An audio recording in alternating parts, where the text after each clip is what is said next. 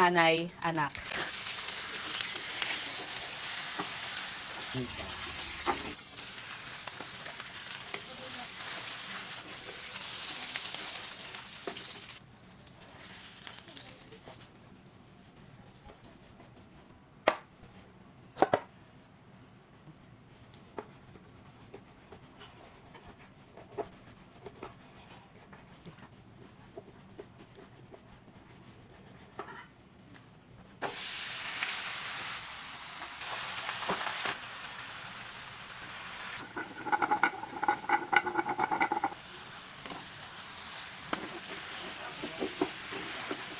Ito kagandahan, since clear natin ang buo yung liempo, tingnan nyo, nag-render yung fats niya, pero hindi tumatalsik yung mantika.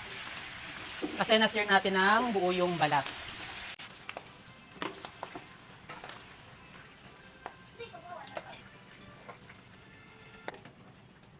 Cool.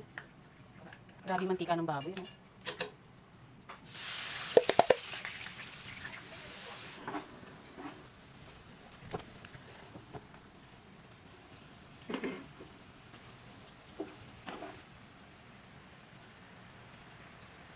Dry banana blossoms, ang gagawin nyo dito bago nyo ilagay sa niluluto nyo, ibabad nyo muna sa cold water.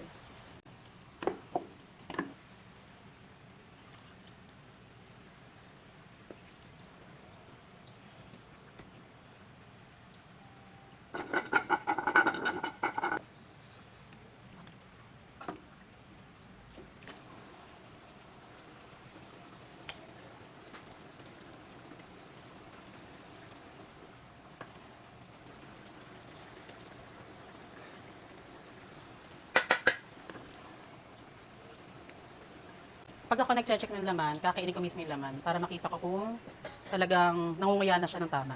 May konting soft bones to.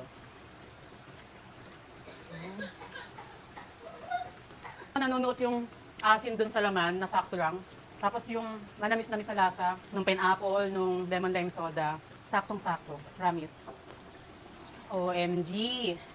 Luto ng ating humba bisaya. Oh, nagmamantika, oh, at super lambot na ng karne.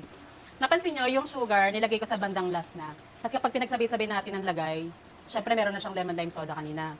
Eh kapag nilagyan pa ng sugar, mas tatamis, mas mabilis manilikit. So lalagyan nyo siya sa bandang, kapag malapit ng lumambot yung karne. Kuha tayo ng kanin. Ipatong sa ibabaw ng kanin. OMG.